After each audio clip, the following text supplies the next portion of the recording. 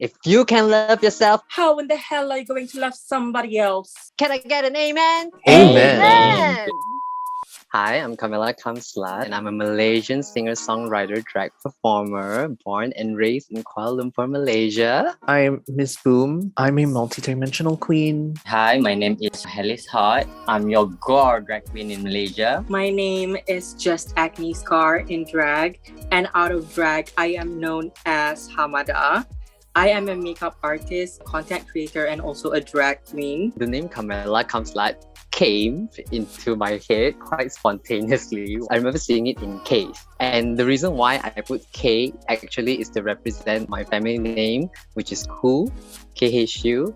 So I wanted to put the K into my name. I didn't really come up with my drag name. My friends would just call me that long before I started doing drag. And then when I finally decided to get into drag, I kind of realized like, okay, you know what? That's actually a really appropriate name. So I'm just going to go with it. Hell is hot is actually a pun from hell is hot. I grew up in a quite pious family. I mean, I'm Muslim. So my whole life I am a sinner. I can't get away from being gay. So what else I want to do? My religion not going to accept me. It is kind of like empowerment for me. For those who know the name, I mean, like they kind of triggered by that. I didn't say anything wrong. I just state the fact. I mean, like, hell is hot. If you triggered, then it's your problem, not mine. I've always been insecure about myself. There's always something that I'm picking at. It had a lot to do with my upbringing. So right after high school was when I decided to go out into the world, to express myself however I want. But then this thing happened with my skin where it started breaking out from all the stress. There was a lot that was going on in my personal life that translated into stress, which translated into a skin condition. But then that was how I got into makeup. From makeup was how I got introduced to drag. Drag was how I reclaimed my confidence. Without my breakout, I don't think I would have been able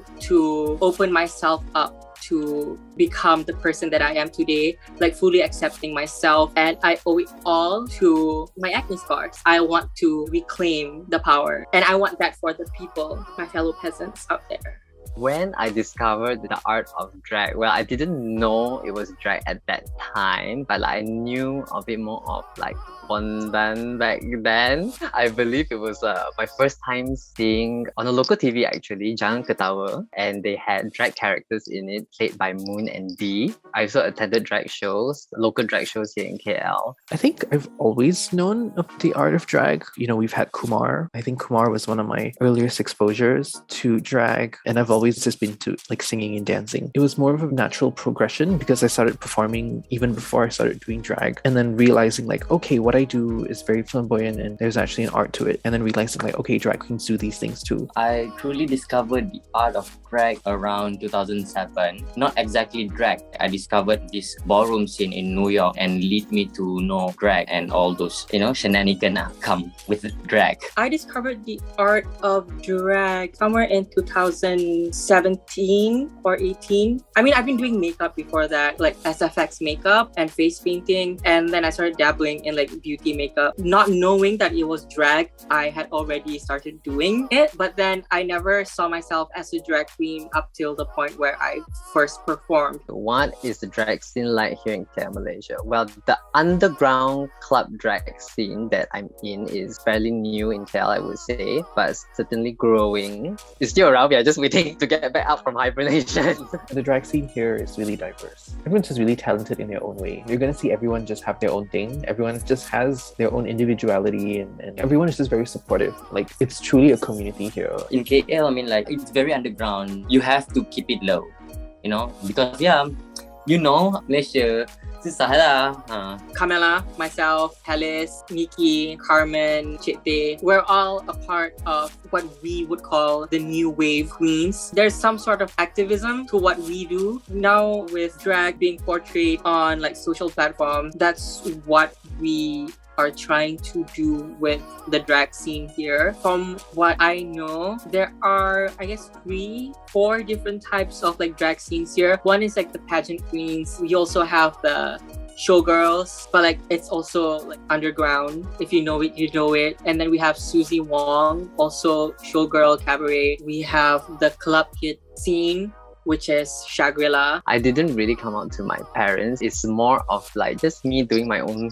thing, and they just kind of like understood that. But I believe they know. I guess being a Chinese family, I mean, we are not so typical Chinese family and really open at the same time, but just some things we don't talk about. I'm sure they know. Parents know. Moms know. But I did tell my siblings. They are very supportive of it. Actually, in fact, my sister came to my very first show. I know I'm lucky because I understand there are a lot of people out there who don't have the same reaction or support and love from their family. So, I am very thankful and truly grateful for my family.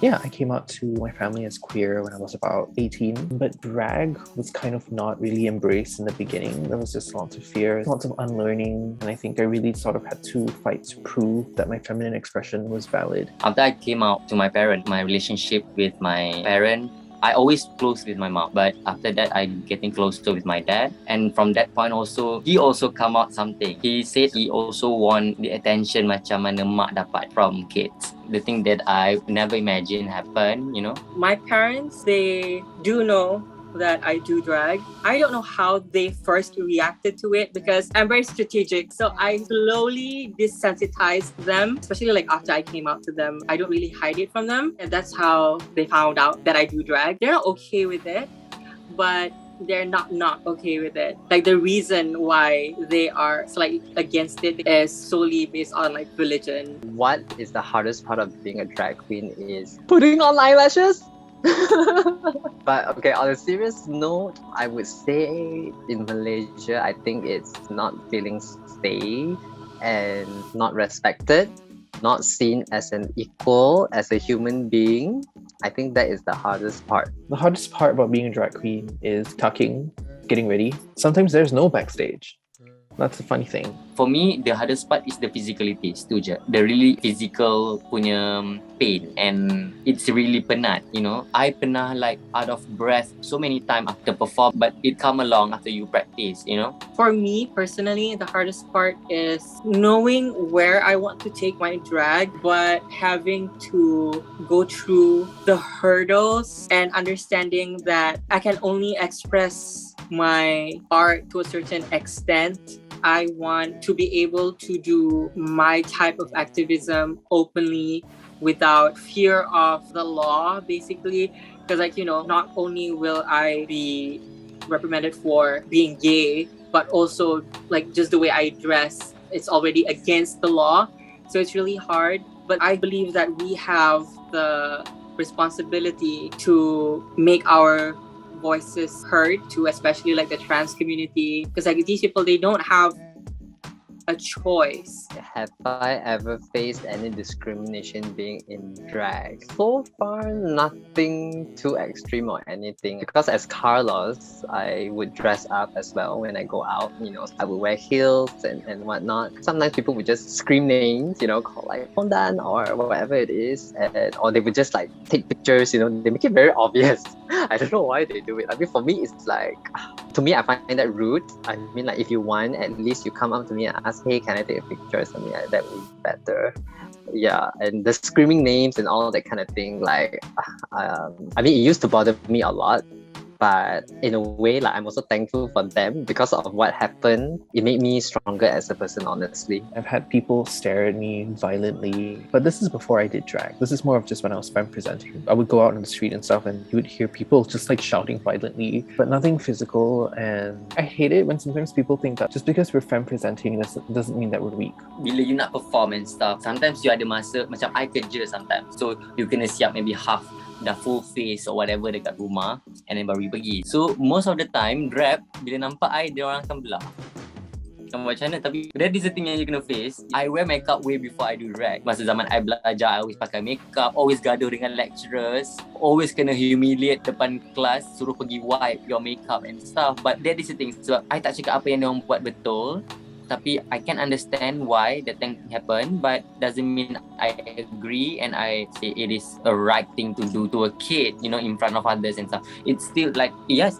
I can't deny it did affect me in my confidence and stuff. Betul tak? Takkan I nak tipu cakap ala okay je. No, it's never okay. It's either I've never faced any type of harassment in terms of me being gay and doing drag, but I do get like the occasional pondan, or like, they would say like things. They're kind of from a place of ignorance because like they fear what they don't know, so they turn it to hate. And they don't want to learn because they're scared that once they see us as human beings, they're scared of the empathy that they might feel for us because that is conflicting with what they believe. The most common misconception about being a drag queen is that they think that we are trans. But that's not it. I'm a gay man and drag is a performance art. Drag queens are like closeted trans women. While this can be the case for a couple, but for the most part, not really. Lots of us, we have lives outside of drag too, and it's not just about being a woman in that sense. It's just an expression. Kau nak jadi perempuan For me, like for those yang ada this kind of soalan, I mean like, it depends lah. Kalau I ada mood, I akan try to educate most of the time. There are trans drag queens and there are people out there who are questioning their gender identity and using drag as a means to explore. It's different for different people. Some people use it for artistic expression. Some people use it for emotional expression, spiritual expression. We're not all the same. We don't all want to be women. We may look like one, but that's the power of drag. Am I scared of losing my life because of the animosity towards LGBT community in Malaysia?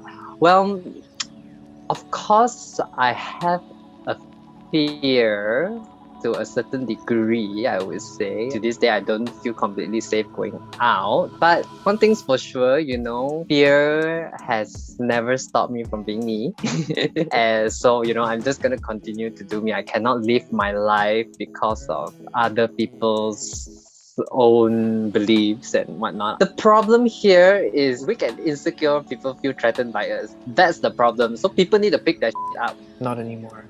Like I said, I'm ready to fight if I have to and defend myself. But the thing is, like, nothing is secure though. Security is, as the pandemic has taught us, security is an illusion. I think there's always going to be some sort of risk, but you're just going to have to just go at it and be on the lookout. Always travel in groups. Okay, I am privileged because I'm Malay. Even I'm a drag queen, yes, I don't have any fear that I punya nyawa tak kena cabut because I'm still a Melayu. Tapi macam kawan-kawan I, like my trans sister, yang dekat Pahang and stuff, have been dragged by all this mak rempit and all. Kena baling kulit durian, kena baling mercun. If I kena bercakap represent diorang, yes, we are scared living our life. Nyawa kita orang might tak selamat pun dekat Malaysia ni. And berapa banyak kes yang our trans sisters die tapi tak keluar mana-mana akhbar and stuff sebab diorang pondan. No, I'm not scared because I know that there's always that chance and the job scope comes with that, and that is something that I have to look out for. I do take precautions. Usually like when we perform, we would always carpool with an assigned cisgendered looking driver just in case we get in trouble with roadblocks or police. What does it take to be a drag queen? Okay, to me, it's beyond wigs, heels, and makeup, honestly. It's all about entertaining and uplifting people. To me, that is what it takes to be a drag queen. Just to entertain and to make people feel good and smile. It takes courage. And I think it just takes a sense of sureness that it's like, yeah, this is what I want to do. And you don't have to justify it to anyone but yourself. For me, it's more personal. It has to come inside you. You can't fake it to like all this. The flair is in you. You have to know yourself to come out and do drag. Drag is evolved so much. You boleh jadi apa je yang you nak. And then people believe that. That is one thing. It takes charisma, uniqueness, nerve. It takes talent. But also, to me, the meaning of a drag queen is a person who does not only the visual art of drag, but also the performative art of drag. What do I wish that people would understand about the LGBTQ community? Well, just like them, we are all humans with feelings. We have a heart, we have soul, and we have love inside us. We are not so different from you. really. We are all the same, honestly. We are all on this earth. As the human race, we are one. I think people who don't know our stories, who just hear us out, people should just realize that, any injustice against another person is kind of like an injustice against yourself. The only thing that I need people to understand about our community is we are not different from anybody out there. We might be different in sexuality too je. We just like literally a human being, and we are not a gang. That is a thing. In Malaysia, they always address us gang LGBT, like we have some sort of agenda and stuff. What? We are not a kelompok yang secret society ke? No. They always address kita macam like, oh macam ni, agenda LGBT. What? You know what is agenda LGBT? I don't know. What? Apa agenda LGBT? Kita late to the party or whatever ni? I don't know. Agenda LGBT. I just wish people would understand that what we are has nothing to do with them. Like the ignorant people, basically, we can only do so much. But then also like on our end, when they don't reciprocate, we should move on with our lives and focus on the people who are willing and ready to hear what we have to say, who are ready to learn and see that we are human beings as well and not just some reduced stereotype